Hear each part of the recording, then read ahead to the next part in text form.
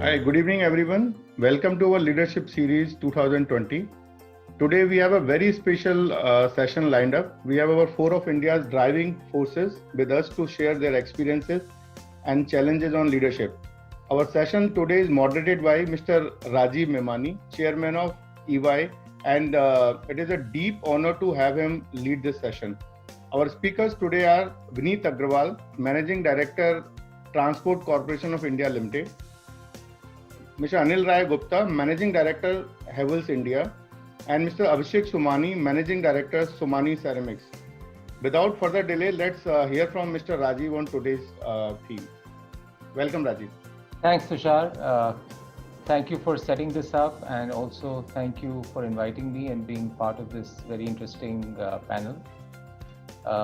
We are living in challenging times, obviously because of COVID and also because of the sort of global supply chain disruption that we are seeing because of geopolitical tensions that are happening. But instead of dwelling a lot of time on how long this will take, what are the pros and cons of the government policy and their reaction, we thought we will share our experiences on how businesses are responding to this on a real-time basis. What I thought I will do is to broadly lay down a framework of how people are looking at this entire crisis, and also then request my fellow colleagues and ask them some questions, and then probably my guess is Tushar will open it up for Q&A. So what we are seeing strategically right now is basically globally and in India that we are seeing a migration to what I would call a quote-unquote a quality economy. And what I would say by this is there is just a very heightened response to public health, to environment, to sustainability. There is an acceleration towards virtual connectivity, digital transformation. It is great to be global, but it's really hyper-local where the impact is and where the activity is. Market roles are now much more based on trust and shared risk. There is much faster migration from just shareholder value to stakeholder value, and business resilience is becoming far more important than it was. A lot of this was already happening, but what has happened as a result of COVID is the velocity of this has changed completely. It's 10x now. What we were anticipating will happen in 3 to 4 years' time is happening now. And if I look at the from the entire phase of lockdown till now, we have broken this down into 3 parts, which we call as now, next, and beyond.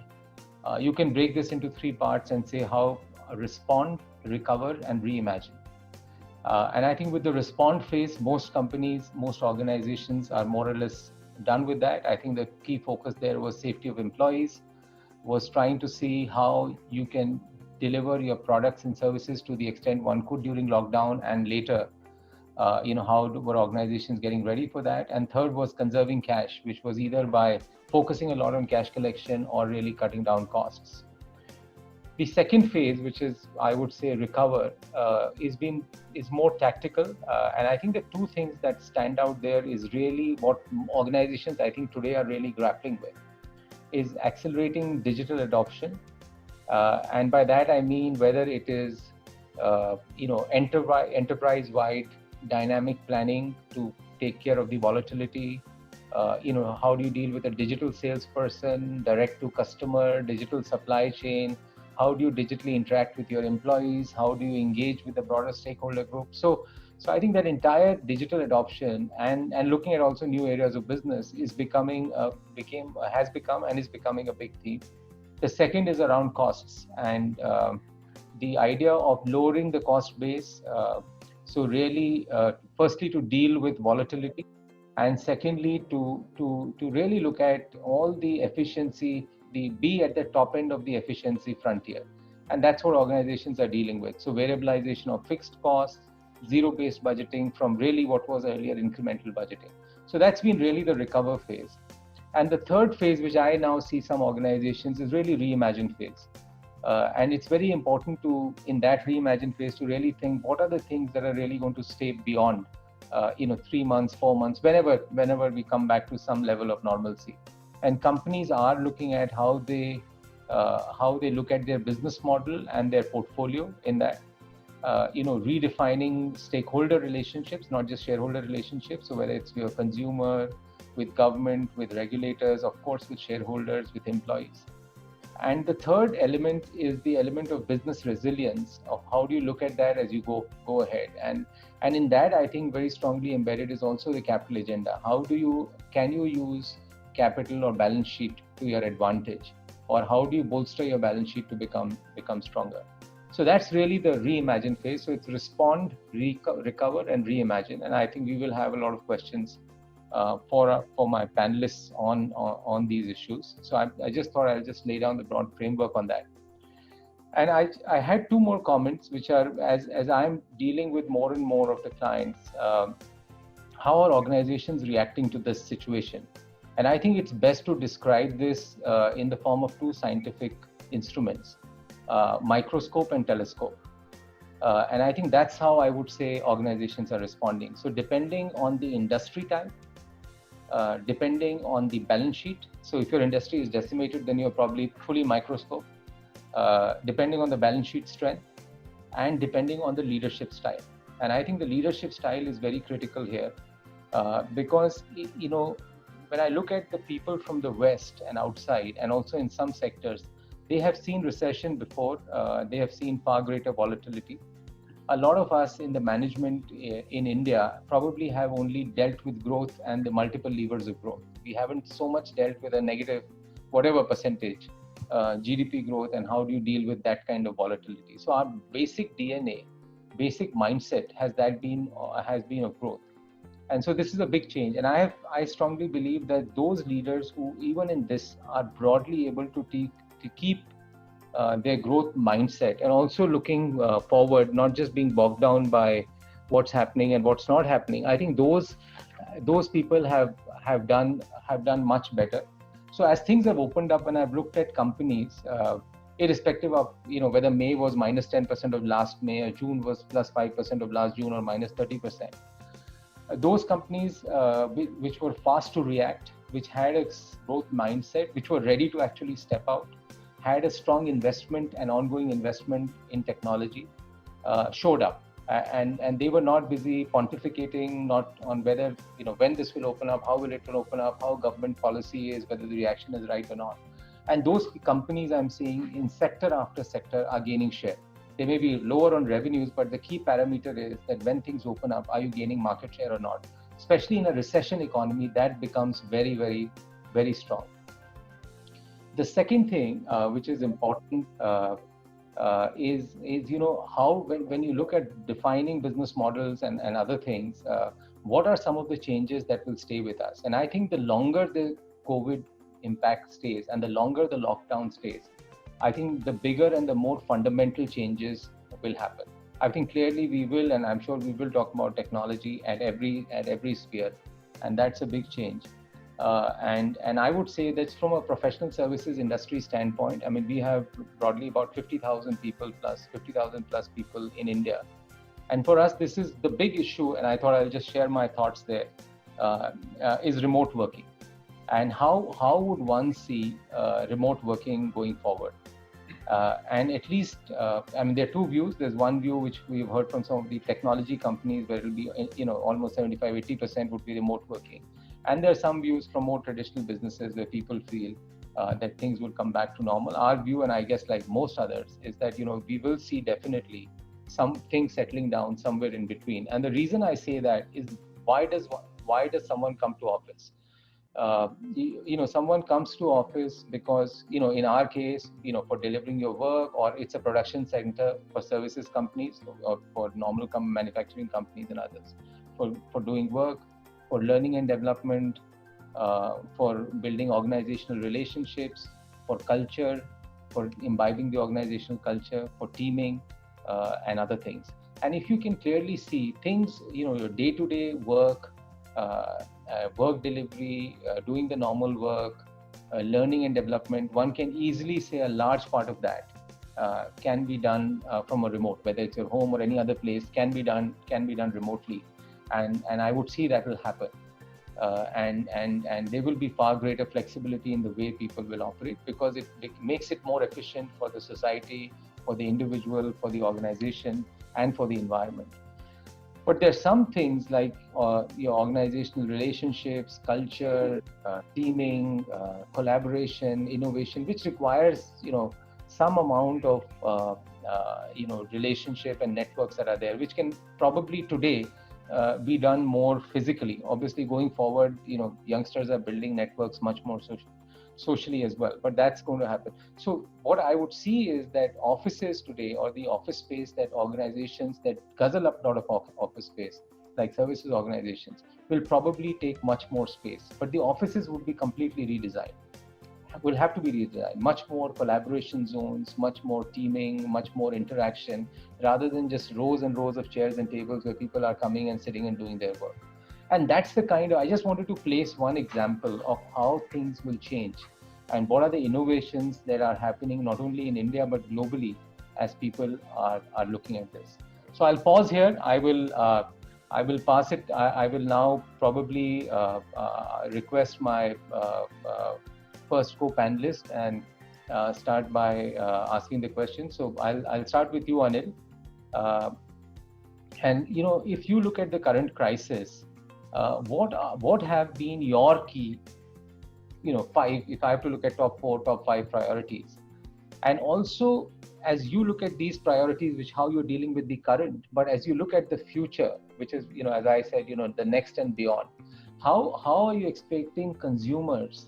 And how are you looking at ways of working for companies to change? How do you see consumer behavior to change? Thank you very much, Rajiv, and setting the context very well. I think the question that you asked me is I'll have to basically summarize my last 3 months of working in this answer. I think interestingly, I'll relate the first part of the question about what are the 4 or 5 things that we as an organization did. I'll relate it with what you said, and I'm reminded of the fact that when I joined business about 25 years back, and I came back from an MBA, and within the first 1 or 2nd year, I was talking to my father, who was the founder of the business, and I was talking about what we've learned in MBA is maximizing shareholders' wealth, and we were discussing about their concept, and he just asked me, in a very rustic form, like who are the shareholders of this company? And I said, we are a large part of the shareholders. So he said, basically, you're talking about maximizing your wealth. I said, yeah, technically, yes. And he says, well, that's not the way to look at business, because, your wealth will increase if he didn't use the word stakeholders at that time, but he says, if your dealers are growing, if your dealers are profitable, if your employees are satisfied, they are doing the right work for you over a period of time. And so basically he noted down all these stakeholders, whether it's the investors, whether it's the bankers, if they are happy with the company, if they are growing with the company, then definitely your business will grow. And if your business will grow, your wealth will grow. So basically what I'm trying to say is the values of an organization gets built over many years. And it is that at the time of a crisis, when those values are actually tested, and that's what I would find is the resilience of an organization, that resilience is actually tested at the time of any crisis. So when this particular crisis happened in the last week of March, I know for many manufacturing companies, March is a very important month. Last week of March is probably even more important than the entire year. And this crisis happened at that time when the lockdown was announced, all factories closed, all offices closed. So basically we went back to the basics, and we thought that what are the values of this organization and how we can, take care of the stakeholders at this point of time, and which was eventually help the company. So I think the 4 or 5 key priorities at that time, what we decided was that, if we can take care of the employees, which means there's obviously every company is talking about the safety of the employees. That was one part, but can we offer them safety of their jobs as well during this time? So whether it's the workers, the employees, and at many times in recession times, companies have to take certain drastic actions of reducing the manpower at some point of time. However, this was a different crisis. Even if you were letting people go at this time, they will never find jobs. So can you be compassionate can you bring back your values of taking care of your employees during this time? The other is, how do you take care of your other stakeholders? In our case, our vendors, for example. While we are not getting the payments from our customers during this lockdown period, can we take care of our vendors who can pay their suppliers, their workers, their employees?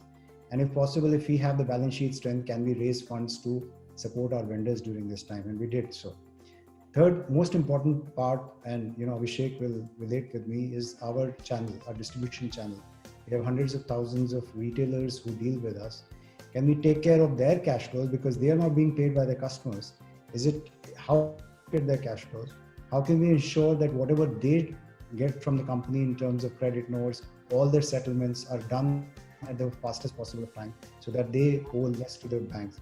So I think the values of the organization built over period, if we can take care of our shareholder or stakeholders at this point of time, we will come out better as an organization once we come out of the crisis.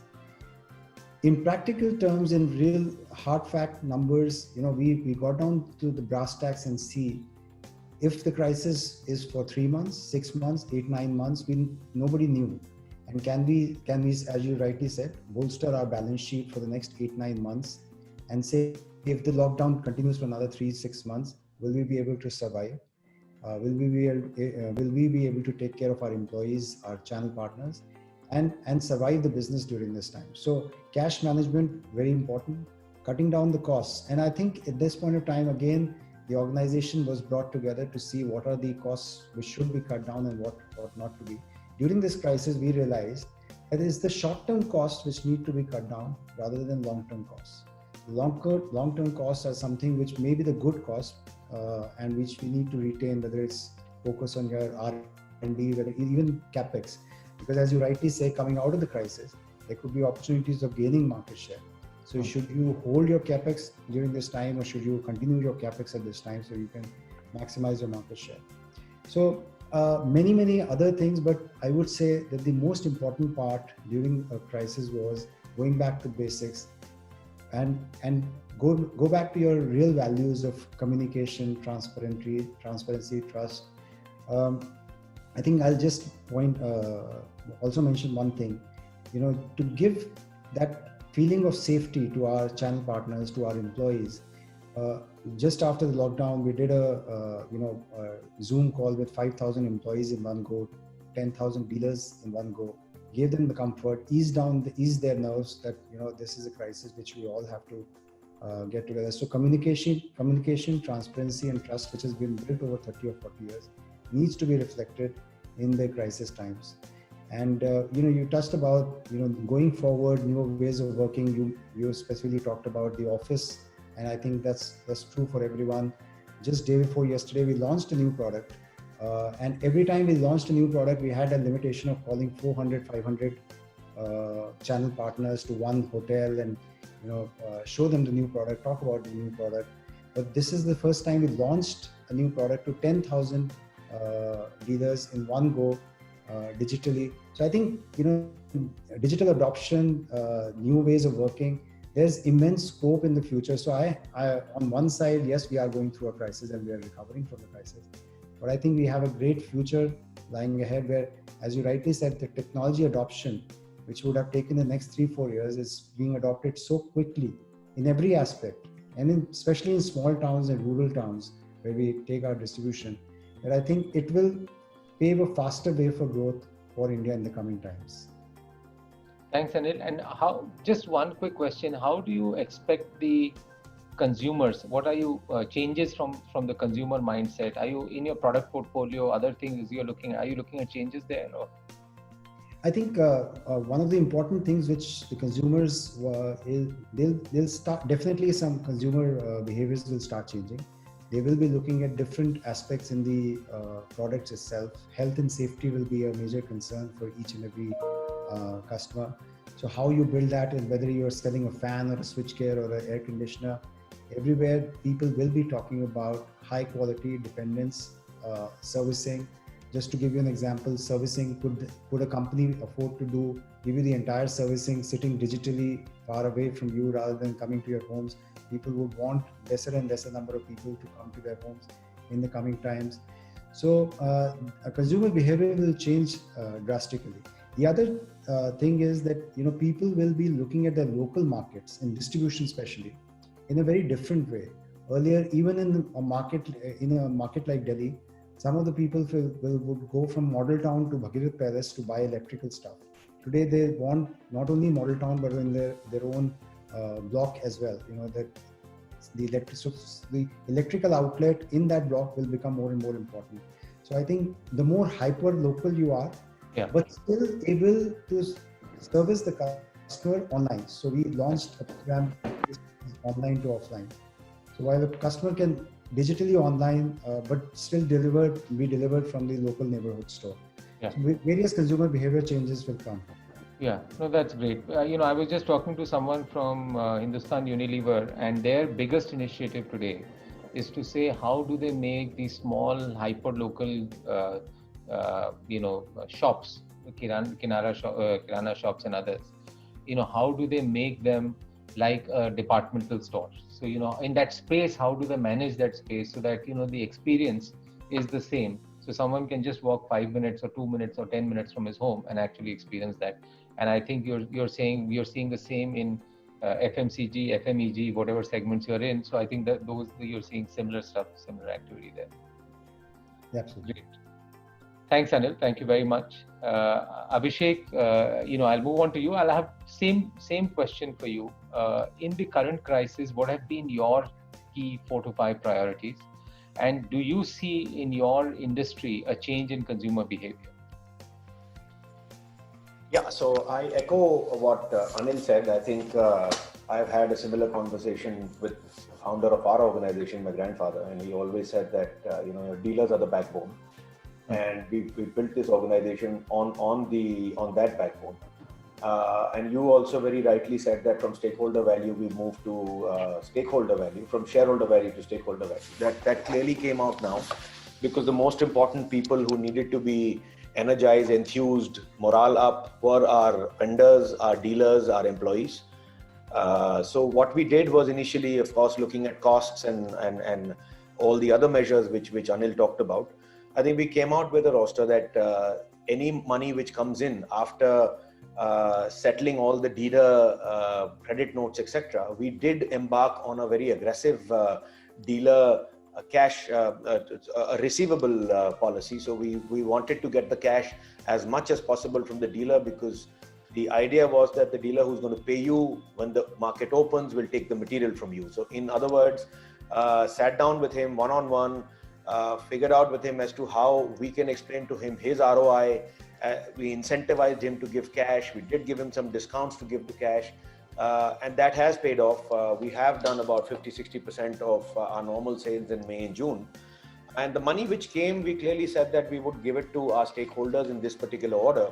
We said we'll first, whatever the 100 rupees which comes in, for example, it would go to the lowest level of employee, number one. Number two, taxation would be paid, state statutory payments, mid-level employees, the secured lenders, unsecured lenders, and the highest level of employees. So this was where the 100 rupees went. We were fortunate enough not to take any particular salary cuts in a major way. The other thing what we did is, as far as employees are concerned, we did a dipstick, and we realized that most employees at the mid-level and the low level are concerned with their monthly take-home. So we protected every single person's monthly take-home and only took certain cuts at the annual payments, which meant that we broke up the salary reduction partly into a cash flow aspect and partly into a balance sheet aspect. So we were able to save some cash flow for the short term, but looked at the long term, where we clearly believe that there would be more than enough savings currently with every employee working from home especially. So we looked at an annual component. Secondly, like Anil said, we sat down with each employee, came up with training programs, came up with external and internal training programs to motivate them, energize them. And I think communication was the key. So I personally spoke to approximately 300 to 400 dealers and got my people to speak to the others. And the conversation was centered, nothing to do with business, but more to do with the future, as to what the company stands for and where we are looking for in the long term. I think this is a short-term crisis. I'm not nobody to say whether it will be 6 months or 12 months. So that was the third aspect, and the third and lastly, to get prepared to start our plants. Our endeavor was to get rid of all the stock. Unfortunately, we were sitting on a reasonable amount of stock because of March. Generally, the 2 weeks of March is very, very high sales. But we were able to get rid of that, most of it in April, last week of April to the end of May. We also ramped up and beefed up our capacity for the mid-level and the low-level production. So in a way, to answer that question as to how the consumer behavior is changing, there is clearly we're seeing a reasonable amount of downtrading. And while we are focused towards margins and making more value-added products, but I think at this time, the dealer wanted a product where there would have been an easy cash flow churn for him. So we beefed up production of those products so that his money doesn't get stuck in stocks when he buys those stocks from us. So these are the few things we did during the lockdown. And I think I echo a lot of the sentiments of what Anil said. So don't want to repeat that. Excellent. No, thanks a lot, Abhishek. Thank you very much. I will move on to Vineet. Vineet, your company really moves goods around India, so you really get a good pulse of what's happening in the supply chain. So my question, and I think we've covered the priorities well between what Anil said and Abhishek said. So my question to you will be really, how will supply chains change in India post-COVID? Thanks, Rajiv. I think as a company, we move about 2.5% of India's GDP by value of cargo every year. And we're able to get a sense of what is happening, whether it is on the consumer side or even on the manufacturing production side. We operate in all industries, including the e-commerce space, as well as warehousing, etc. So I think in the last 3 months specifically, things have been very dramatic. The supply chains in our country are either severely disrupted or still broken. Only about 50-60% of trucks are really on the road, and that too, most of them are operating within the same state or maybe a maximum of the neighboring states. Not too much traffic is moving nationally entirely because of shortage of truck drivers, labor, etc.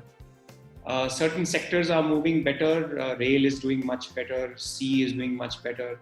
But overall, the challenges in the supply chain are immense. Because when you think about, let's say, an automotive, a car, till the smallest tier 3 supplier is not active, his plant is not started, till that time, we will not be able to ensure that the entire car is built. So the entire supply chain has to move completely from the smallest to the largest component so that the supply chain gets completed. And those are the challenges we've seen across the country right now. We don't think it's going to improve. If our country is going to have a negative GDP, nothing is going to be 100%. There could be some industries that will do better, but no one's going to get to 100% entirely for the year. So there will be challenges, and this is the time when supply chains will change. And this is where we think that there is a lot of scope for companies to relook at their supply chains.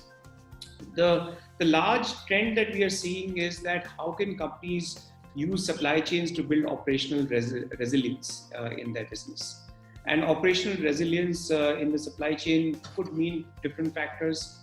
Today, there's a huge talk about deglobalization, which means that can supply chains become more and more local? Many companies would want to do that.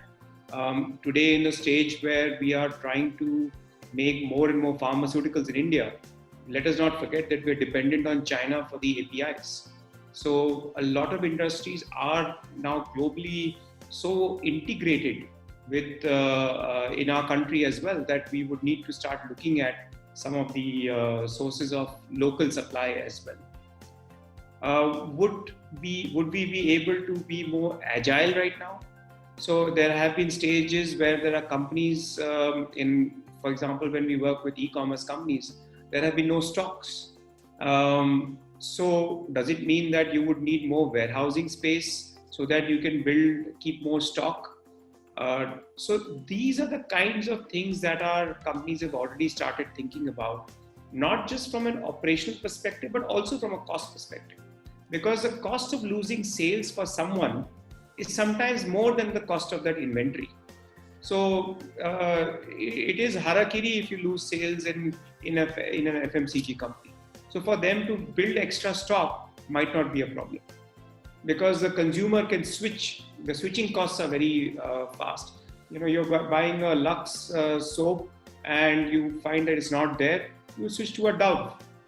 So that is the kind of things that have started to happen, and companies have started to look at certainly a lot of operational resilience. The second thing is clearly that what you talked about, Rajiv, also is the acceleration on the digital side. GST had started pushing some of that, but we are seeing the same kind of acceleration, at least on the supply chain side as well. Those things are started from a customer experience. So first is the customer looking at a digital experience and omni-channel experience. What Anil just mentioned, that it doesn't have to be only available online or offline, but it's a combined omni-channel experience. That has a real big effect on logistics and supply chain as well. How can digitization help in productivity? What you talked about from a work from home, or how you can look at your office spaces as a source of productive environment. And last but not the least is the flexibility. Digital transformation can create a lot of flexibility. You'll be surprised that there are so many companies that when we talk to from a digital transformation perspective, that they say that we have things happening, but when you actually ask them that, look, can I give you an e-POD and can I send you an e-bill so that you can process this faster? They say, no, don't send it as electronically, send it physically so that our audit needs to see it. Now, this is like a very simplistic example, but I think many times companies take digitization as something that is, if I may use the word, sexy. Whereas there is so much grunt work that can really take care of by simple things that we can do through our process. So supply chain efficiency, or what supply chain will change, is not just from a physical perspective, but also from a financial perspective, and also from an internal processes perspective. Yeah. Okay. Thanks a lot, Vineet. Always blame the auditors at the end. So. But yeah, you're right. Technology is just changing things in a very dramatic fashion. So Anil, that was, I know Havells a little bit, and obviously a company is famous for its products, the relationship that you enjoy with your dealers. But I think one of the intrinsic strengths is how you have invested in technology. And as you heard from everyone, technology, whether it's in the back end, whether it's in the front end, has become an inherent source of competitive advantage. You talked about a product launch that you did, which was like 10x of what you would have normally done. If you drill this down, are there 3 or 4 things, innovative things, either on the product side or on the process side, or maybe a digital salesman or something like that you have done, where you can give specific examples of some of those areas? So, for the where people can relate to and say, well, this is, and to some extent, if you can articulate the advantage of that, the benefit of that. I think the first example that I would give is not blaming the auditors. EY are our auditors. And we were one of the first companies in India to come out with our financial year results after the May lockdown. And EY did everything digitally, and we didn't tell them that they are needing this physically or not. So none of the people visited our office, nor their people nor our people could visit the offices. And it was that. So technology, if people say that technology can't make it possible, and I think it's a wrong thing to say. I think large companies definitely have the wherewithal to invest in technology. Rajiv, to your question, it's the biggest problem has always been adoption of new technology. And I believe, as Ruchir Sharma, in one of the articles he mentioned, that what COVID has done is actually, whatever was there is just faster adoption of that. So Vineet, you talked about e-POD. ePOD was something which we started as a company for our dealer network, but it was still 40%, 50% adoption. You know, dealers were still saying, "Nee, we want to see the physical thing and all that." But after COVID, since May, it's reached almost 90%. And within a month or two, we will say it will be 100% ePOD. So this is one thing. The retailers, we have 150,000 retailers where our distributor salesmen or our salesmen, they go, they talk to them, they take orders on a month-on-month basis. They have a beat plan, maybe 20 visits a day to each retailer. They take their orders. After COVID, almost 60 to 70% of the orders have started coming on the app. So our people are not collecting orders; they digitally place the orders. Believe me, this software was made 2 years ago, and I was trying to push this with the retailers, 150,000 retailers, even in the rural areas. They were not adopting it. Today, whether it is Jio, whether it is adoption, COVID, people don't want salesmen to visit their shops. They're happy placing the order on the retailer app. So the technological adoption has been tremendous in the last 2 months.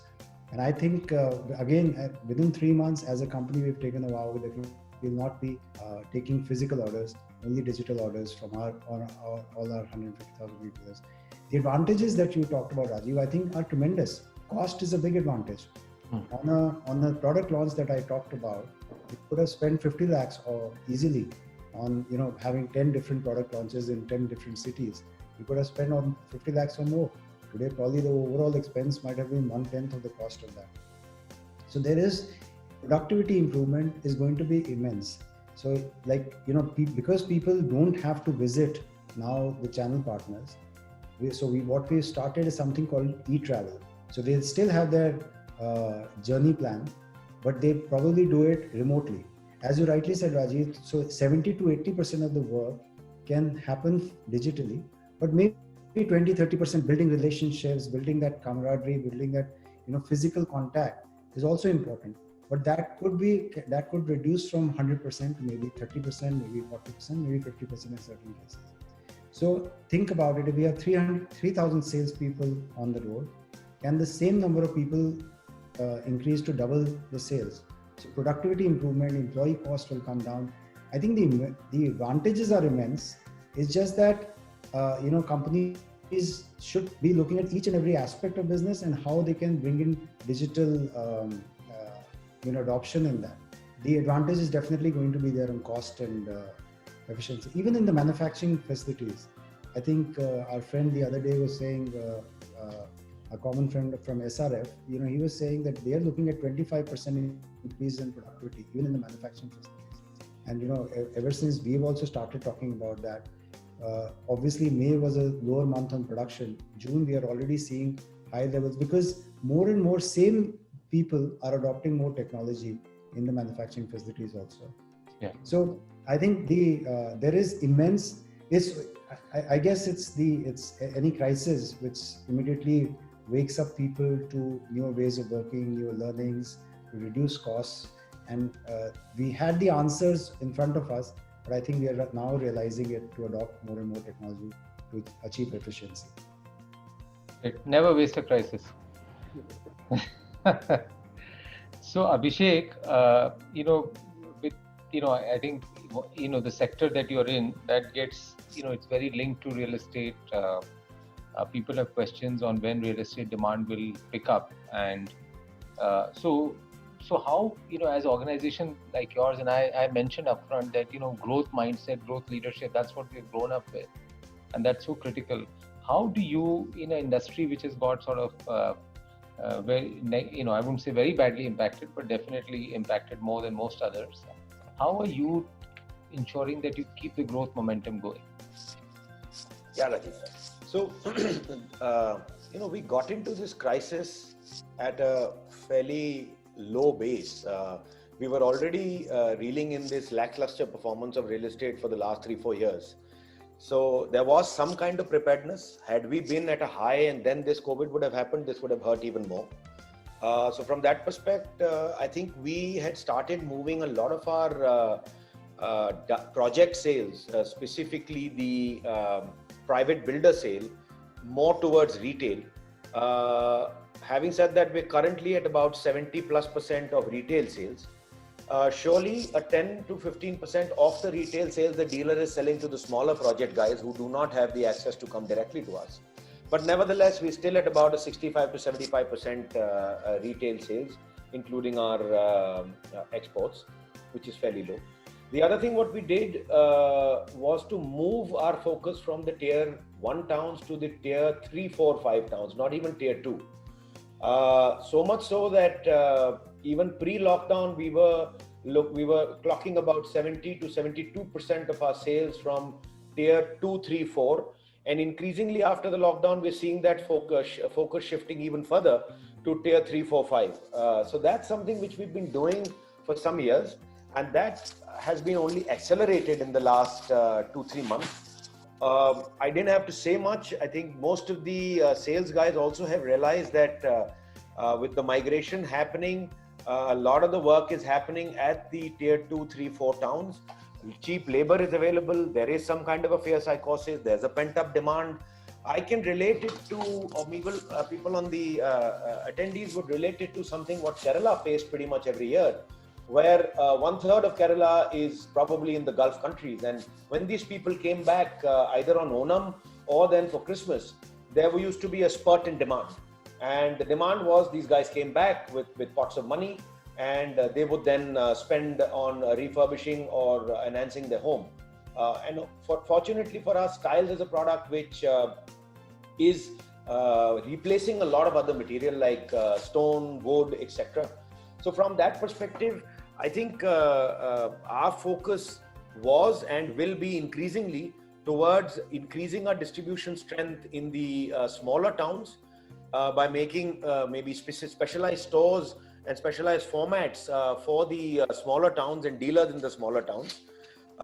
This would be accelerated in the short term, but I think in the long term also we would continue to do that to make sure that more and more of our sales come from the non-private projects, non-government, and more towards retail.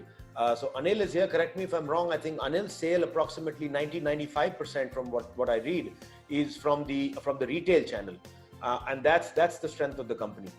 And one little thing to, I've finished here, but one little thing to add to Anil, I think on the efficiencies, what we've noticed also is that there's a lot of multi-skilling happening of the same person, and that's also increasing the manpower cost and also efficiency. Thanks. Thanks a lot, Abhishek. Just to give you an example, I was talking to some of the agri and tractor companies. Their sales, whatever they are producing, they are able to sell because the rural demand and as you said, the semi-urban demand, I think that's still holding up quite well. Yeah. So Vineet, you mentioned briefly about the impact on supply chains from an Indian company standpoint with the impact of China and what we are seeing right now. So, and this is a more policy related question, and you may want to bring in some of your practical experience as well. What does India need to do to attract global value chains as part of, MNC's China Plus One strategy? So whenever we've spoken to companies in Japan, we've spoken to companies in the US, they all have been saying that we need to build an alternative strategy to being only present in China as a manufacturing base. And clearly countries like Vietnam, Myanmar, Bangladesh, and ourselves are all taking that initiative to see how we can attract more and more companies to India. But we still have a long way to go. I think the last number was about 1,500 Japanese companies in India, whereas there are about 15,000 in China. So the scope and the fact that not only can we bring those value chains to India, but use them for the not just the domestic market, but also to export as well. So it's a great opportunity. COVID has thrown up the framework for us to think about this more aggressively. But clearly, as a country, there's a lot that we need to do. And first and foremost is the ease of doing business. It is still not very easy for us to really not just start businesses, but closing businesses is even worse. Land labor, legislation are the three major issues that we all face as organizations in the country that prevent us to really do business very easily. I was reading with a new SME report that came out that a small and medium enterprise needs to file 120 odd annual reports or different bodies of when that person is dealing with different organizations. So it is extremely complicated. The second aspect is how formalization of Indian businesses. Indian businesses today, there are about only 12 million out of 63 million enterprises in India that are GST registered, or there are only less than 20,000 companies in India that have a paid up capital of more than 10 crores. So it's very, very fragmented and extremely informal. So till we create more formalization of the economy, which ultimately relates to scale and that supplies to the global value chain based companies, because it is not possible that a company just relocates here and starts importing everything. You have to also create a domestic market. And for that domestic market to get created, or rather supply market to get created, you need to have a formal economy. And last but not the least is the long range planning. I think the absence of long range planning is something that really bites us when it comes to anything. You know, we've all seen in our neighborhoods that the roads get dug up at least 20 times, possibly in the last 10 years, at least 20 times, because there are different companies putting in cables all the time, or there's someone putting something else. So as a country, we need to have more long range planners, and legislation also needs to be there. Every aspect of our thinking has to be long term. This is a great crisis where we can really use to create that mindset of long range planning. Though, you know, intuitively you would say that because it's COVID, we should think about short term. But I think it was, but it is unfortunately the reverse if you have to think about really growth from a longer perspective. Thank you. Thanks, Vineet. Tushar, can I hand it over to you for Q&A and? Yeah. So thank you, Rajiv, and thank you everyone to give the very good perspective. But Rajiv, before I go to Q&A session, I want to just have one question with you. We discussed about the future of work last evening when we were discussing that you are dealing with many industries, many kind of people from CEOs, professional CEOs to the company owners. In your views, how you see future of work in India in like coming few years? It is not about, I'm not talking about the short span. I'm asking about a little longer span, like the work from home or the kind of discussions happening every day. What kind of change you see in the pattern? Yeah, no. So Tushar, I briefly covered it. I do believe that whether it's called remote working or work from home for various reasons. Mm-hmm. I think, as I said, from a society standpoint, I think it's something that most people would view as very beneficial. Whether you look at an environment standpoint, whether you look at just more time that people get to do other things, whether someone doesn't really need to live in Bombay, he can live in Lonavala, or he can live in a remote area and be working from there, and with a lower cost can have a much better quality of life. So I would say, so for that reason, the second thing I would say is that with the advent of technology today, things have become much more easier. So if you look at just learning and development as an example, the level of development that is happening today or the level of innovation that's happening on digital learning is just amazing. So, you would have, for example, if you're doing a program today, a digital learning program, as someone can address, 200 participants at the same time, and you can probably poll, suddenly, in a classroom, a teacher can ask one question to one person. Suddenly you do a polling question, a cold question to 30 audiences, separate questions after every 5 minutes, 10 minutes, and you score them on that basis, how they respond. So you finish two slides, you suddenly ask, out of 200 questions, 200 people, 30 people you cold call, you ask them a question based on how they respond. So everyone's attentive, everyone's alert because they know they're going to get scored on that basis. So, the level of innovation that's happening on learning and everything else is phenomenal. So that's the second aspect. The third is that, the office, just the cost and the redeployment of that cost will happen to technology. And as Anil mentioned, Abhishek mentioned, and others, that technology adoption is becoming much faster. So people are much more open to adopt technology. It's the cool thing to do. You want to be with it, and also the efficiencies are phenomenal. So if I look at that also, that is also very, very important. But the fourth, I think, which I mentioned, and I just think that the office, and this is something that will be of interest to you, Tushar, that the office redesign will happen. Yeah. There has to be much greater, the office, depending on what's the organizational culture you want to have, how do you want to encourage teaming, how you want to do innovation. So when people come to office, it's about imbibing the culture of the organization. When people come to office, it's understanding the values of the organization. When people come to office, it's how do you build organizational affinity. And that's how your physical space has to represent that. And the technology has to enable it. So I just think that things, this combination of societal advantage, the art of what technology can do, the cost efficiencies that one it gets, the flexibility of life benefits that people will get. I certainly feel that work from home or these changes are very, and for India, I think it's very interesting, because if you are in the US, whether someone is delivering that work from Seattle or someone is honestly delivering that work from Gurgaon, it doesn't matter. He could be sitting in his home wherever in Mangalore and delivering the work.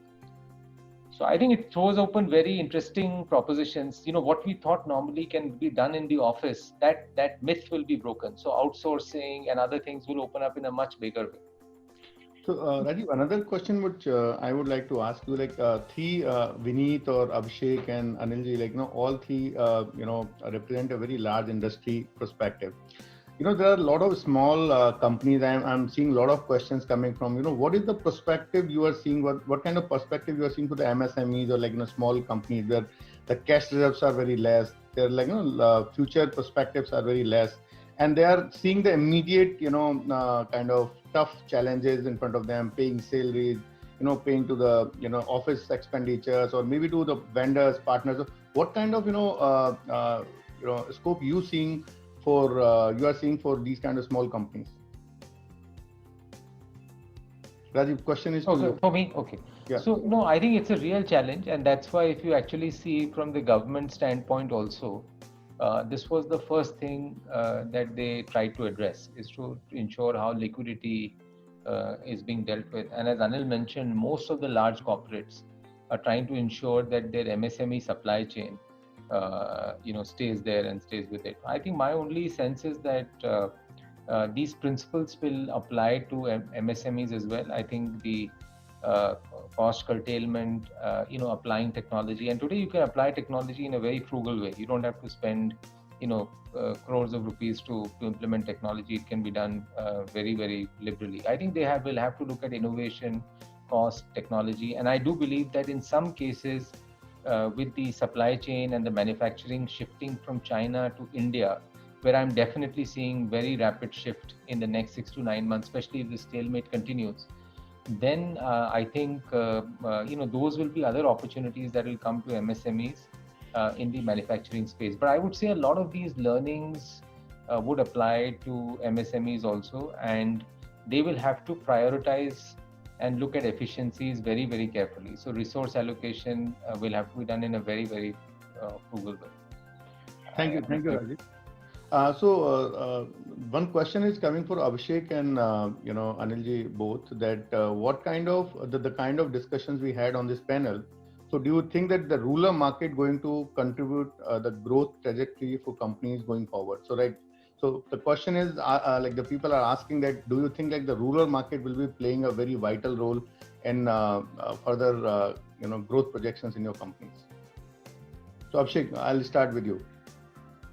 Yes, it has, and it's only going to get accelerated. Unlike in China, where urbanization happened, where mainland China came to the port towns, here in India, the urbanization is happening just the reverse. So you have the Valsads of the world, and you have the Salems of the world, and you have the Tinsukias of the world, which are growing and getting urbanized. And I don't want to even look at the COVID situation, but even before that, we had the Udan scheme, which was announced by the government, which is about 100 or 110 airports. Now, with every airport, it's a chicken and egg. The airport comes in, there are a couple of hotels which come in specifically in tourist towns or business towns. With that, population migrates. There are schools, colleges, mandirs, masjids. All of that start happening in that particular town, and that, to my mind, is urbanization. And I think this is only going to filter down even further. I don't think this is going to stop. So that's the India story, in fact. And if I'm not mistaken, about 350 million people are urbanized, and or 400 million people are urbanized, and we're looking at another 10% to 15% of this happening in the next next 10 years. And on a population base of 130 crores, that's a very large number. Great. What is your view, Anilji?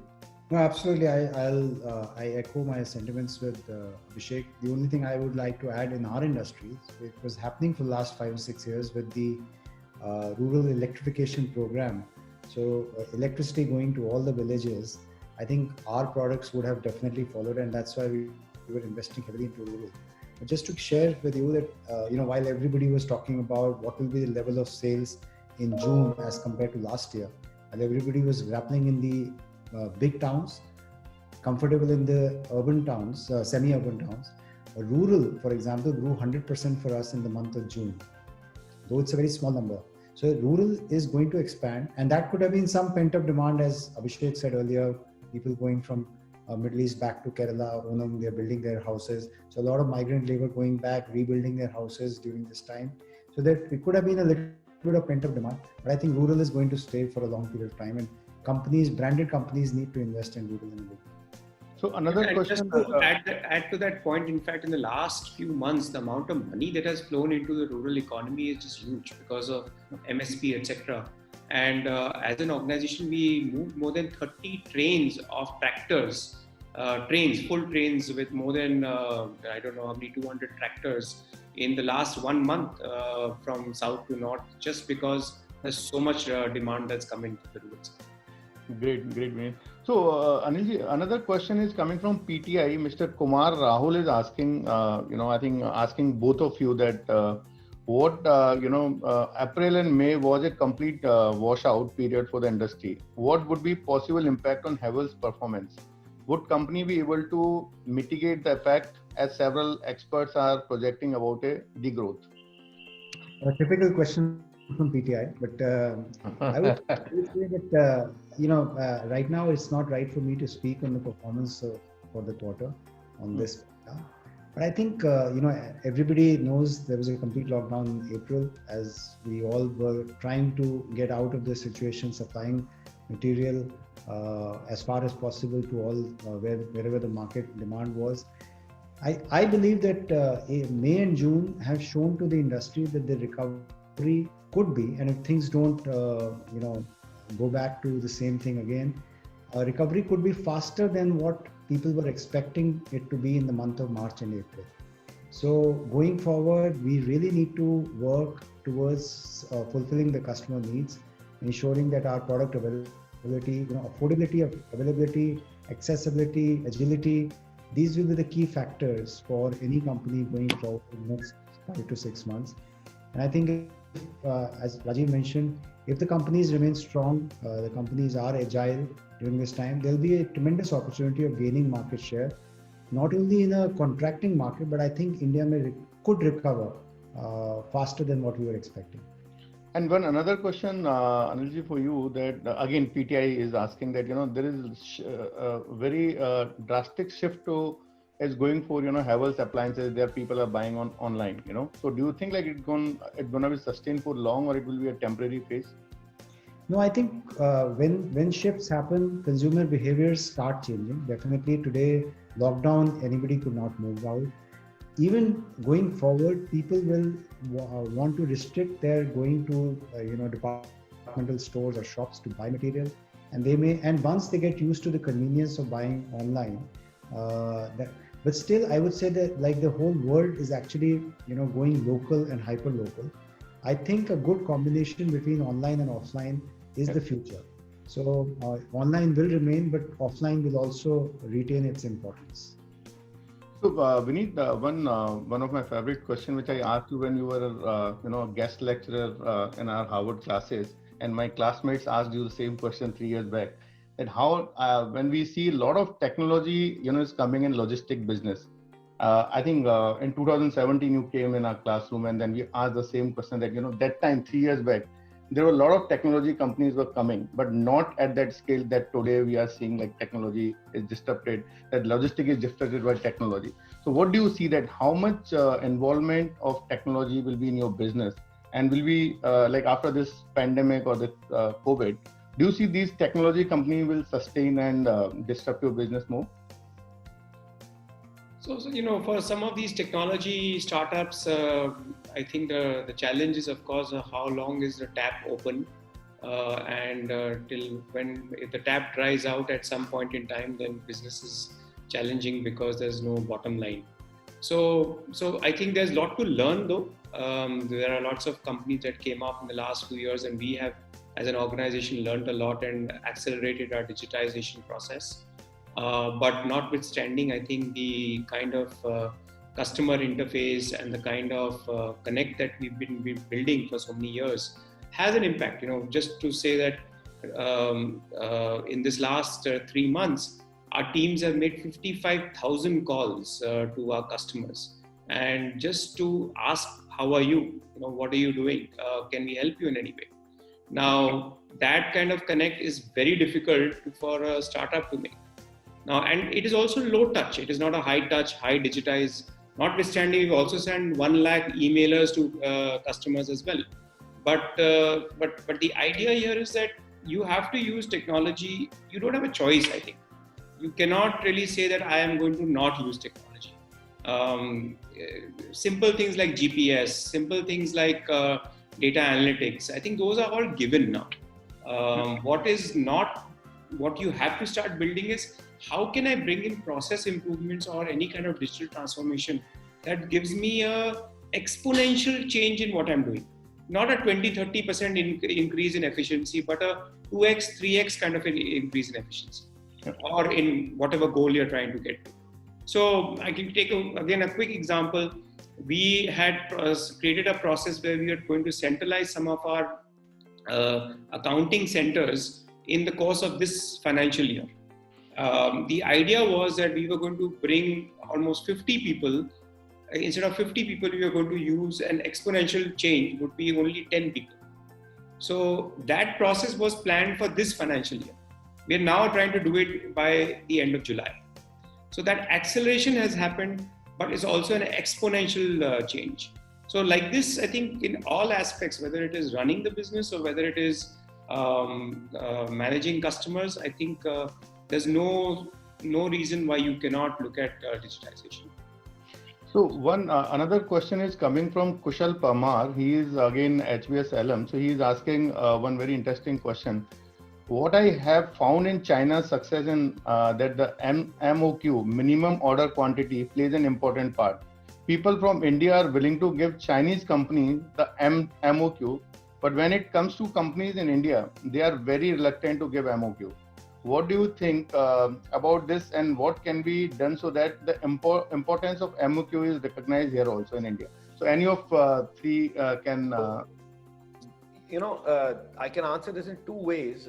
In fact, this is played to our advantage.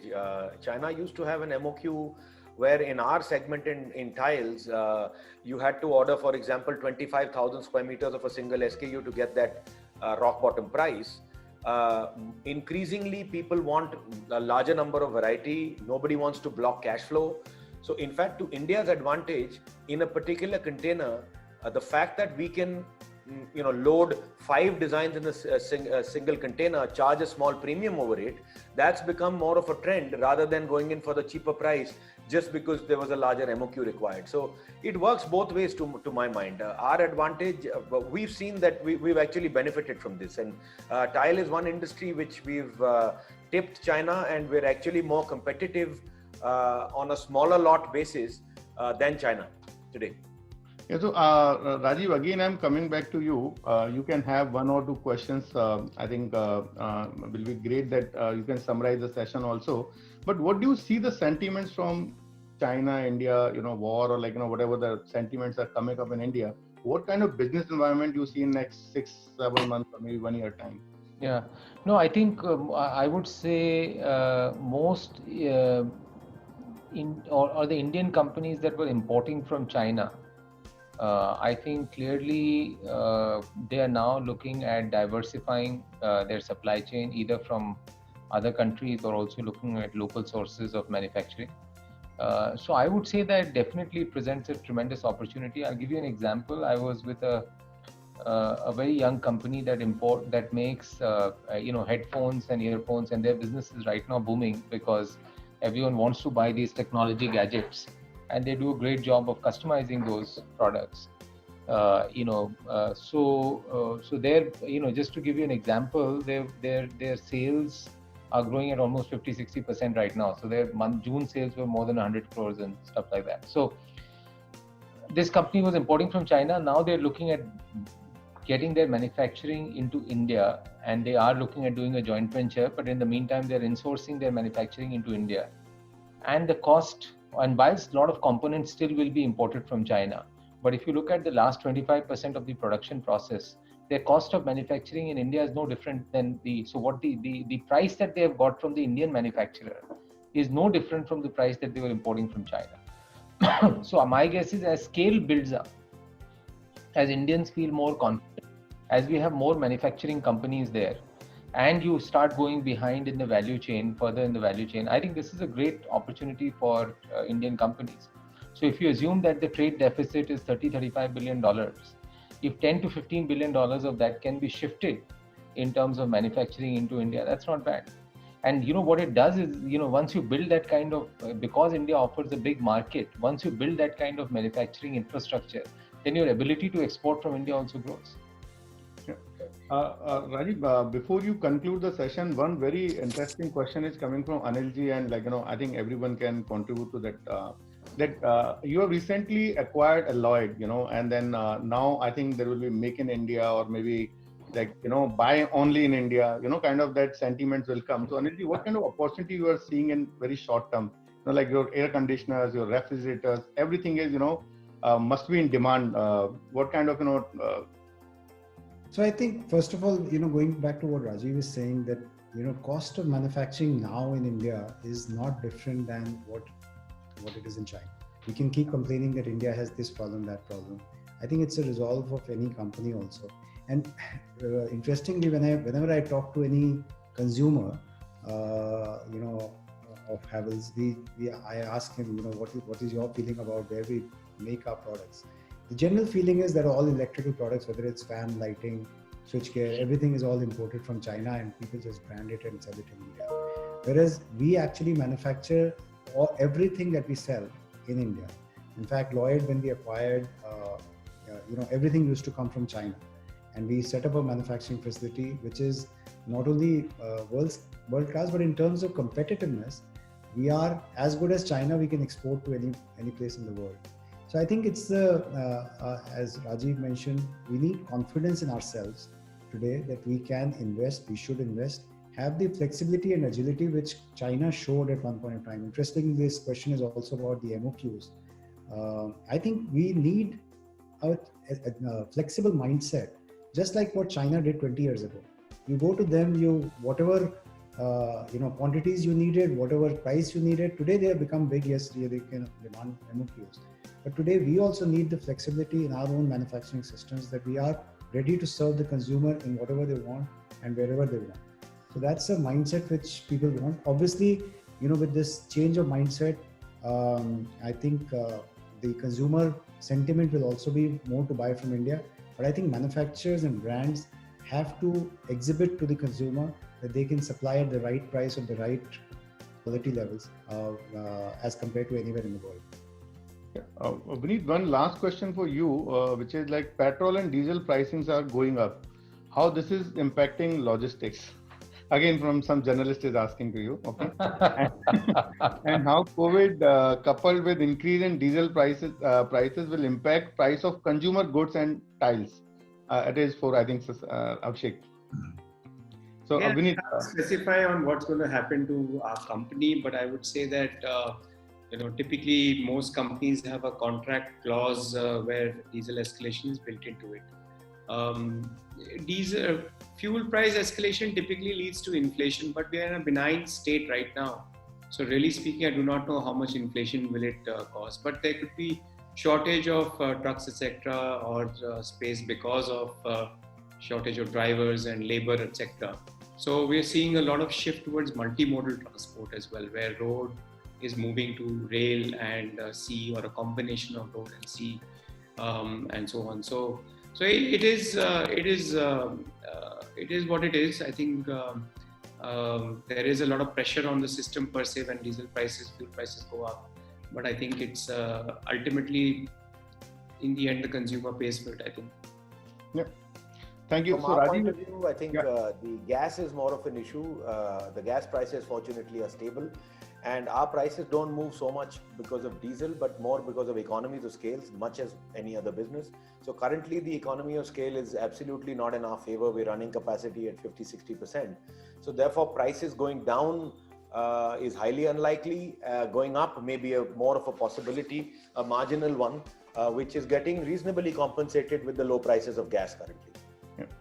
thank you. So Rajiv, I would just like to request you to give some closing remark from your side, and not advice but experience, where 2 or 3 tips which people can take away from this session. No, I will just, I wish I had, but what I will do is I will summarize the session, because I think we got some very good insights from all my fellow co-panelists. So I would say that we are living in uncertain times. I think these are challenging times. These are more challenging in some sectors. These are probably more challenging for the MSMEs than for the larger companies. And the velocity of change is very, very rapid. So what we were thinking was going to happen 4 years, 5 years down the line is happening now. So even though business activity is, in terms of trade and commerce is lower, but just the intensity of activity in trying to cope up with this change is very, very heavy. And I would say some of the things which were very eloquently presented by everyone. I think one is this entire concept of moving from shareholder to stakeholder, looking at your wider ecosystem, whether it's your trade partners, whether it's your employees, even if there are outsourced employees, just equity, fairness, to the extent that one can implement, one can deal with that, I think will help in creating long-term value. And I think long-term value as a measure is very, very critical. Secondly, technology is a tremendous competitive advantage that companies are gaining from today. And there is the good news is that the adoption rate of technology is much higher. So the full benefit of technology changes can be taken today. And that's where and they will be long term. These things will be what will really play along in the long term and give massive advantage. The third, I would say, is business resilience is very important, and organizations should test as they look at both growth and resilience in a very balanced way, because we are in a sort of quote unquote VUCA world. The fourth is, whilst there is a lot of gloom and doom, but there are some pockets that are still doing well and holding up well, like rural markets, semi-urban markets. And there will always be some pockets of growth, even in the most challenging times. And therefore, a growth mindset, a mindset where people are looking at opportunities, we are constantly innovating, we are looking at costs in an innovative way, will help companies come out of this stronger. So as and when things improve, I think this period will also lead hopefully will lead to some tremendous innovation that would come through. And finally, I think I would say that what we discussed towards the end, that we could have with what's happening in the India-China standoff, again, something that we've been talking about for the last 4 or 5 years, may actually come to fruition. And I think, as what Anil said at the end, I think it's more about self-belief. There'll always be a lot of challenges, But as a nation, as an organization, and as people, we have self-belief. I think I'm sure we'll be successful. Thank you, Rajiv, and thank you everyone for coming and making time for this panel discussion. It is very insightful, and a lot of people have really taken away points to use in their business and their life. Thank you, audience, to come for this interesting panel discussion. We would like to just announce that we have two interesting sessions coming up next week. One is Pascal Finet from Singularity University. He will be talking about Be Radical. And the another session we are having on future of shopping and cinemas, future of work in that retail. And Ajay Bijli, chairman for PVR Cinemas, and Mr. Sanjeev Mohanty, managing director for Levi's Asia region, and Mr. Arjun Sharma for Select City Group. He will be coming and discussing about future of cinema shopping behavior. Thank you for coming and thank you joining this session. Thank you very much. Thanks, Tushar. Thank you very much. Thanks a lot. Thank you very much. Thanks.